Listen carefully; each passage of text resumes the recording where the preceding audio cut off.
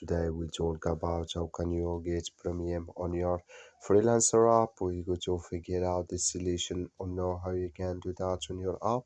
So all you have to do, you just click on this sign down here.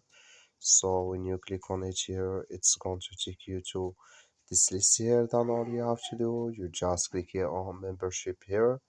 So when you just click on it here, it's going to take you to this list here. Then you click here on start free trial. So when you click on it, it's going to take you to this list here. Then here, if you want to start your free month here, or just click on it here, inverse. So then it's going to take you to this list here. So then you just switch into so install video. Then here add your card information.